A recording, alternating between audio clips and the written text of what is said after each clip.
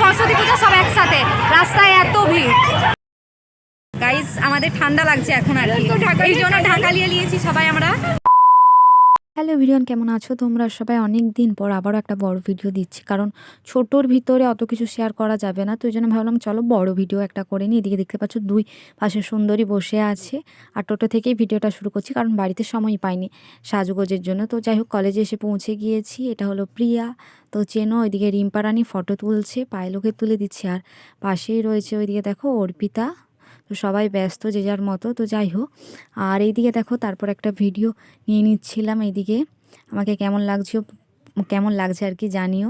তো অনেক দিন পর দেখা হয়েছে। দেখো নিশার সাথে, নিশাও এসেছে কলেজকে আজকে। আর এদিকে দীপালি এদিকে সানগ্লাস পরে নিয়েছে। এটা মিকু, ওই আগেরটা ছিল প্রিয়াঙ্কা, আর ক্যামেরার ওপাশে ছিল শিপ্রা। তো অনেক দিন পর ওদের সাথে আবার দেখা হয়েছে, অনেক গল্প করেছি, অনেক ফটো তুলেছি, সেটা তো পোস্ট করেই দিয়েছি, দেখতে পেয়েছো। আর আগের দিন আমার বাড়ি আসতে রাত্রি 8টা বেজে গিয়েছিল, সেটা বলেছিলাম এই ভিডিওতে বলবো। কারণ হচ্ছে আমার তারপরে নাচের ক্লাসে ঢুকেছিলাম, তো নাচের ক্লাস থেকে বাড়ি এসেছিলাম, ওই জন্যে অত রাত হয়ে গিয়েছিল। তো বাড়ি 6:30টার ভিতরে পৌঁছে গিয়েছিলাম। তো তারপরে মানে নাচের ক্লাস ঢুকেছি, ওই জন্যই রাত হয়েছিল। আর এদিকে বরণ করা হচ্ছে এখন। স্যারের জন্য কি এইটুকু হাততালি? তো তারপরে এদিকে দেখলে তো প্রিন্সিপাল স্যার বরণ করছে। এরপর চলো কন্টিনিউ ভিডিওটা দেখতে থাকো তোমরা।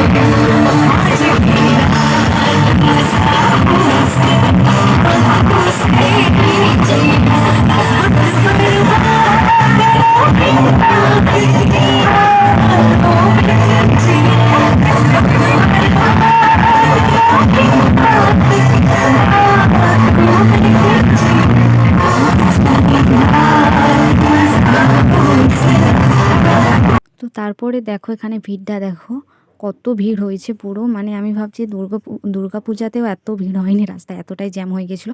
6টার ভিতরে অনুষ্ঠান ওই জন্য শেষ করে দিয়েছিল, কারণ যদি দেরি করে তো যত দেরি করবে ততক্ষণ পর্যন্তই সবাই থাকবে, ওই জন্য 6টায় অনুষ্ঠান শেষ করে দিয়েছিল। আর টোটোওয়ালাকে ফোন করছিলাম, টোটো আসতেও অনেক দেরি করে দিয়েছিল, কারণ জ্যাম অনেক হয়ে গেছিলো। আর এদিকে দেখতে পাচ্ছ ঠান্ডায় কেঁপে কেঁপে যাচ্ছি, কারণ তখন সোয়েটার চাদর তো কিছুই নিইনি ক্যালিতে। তো এখন চলো বাড়ি যাবো, চলো টাটা, দেখা হচ্ছে তোমাদের সাথে আবারও একটা নেক্সট ভিডিওতে।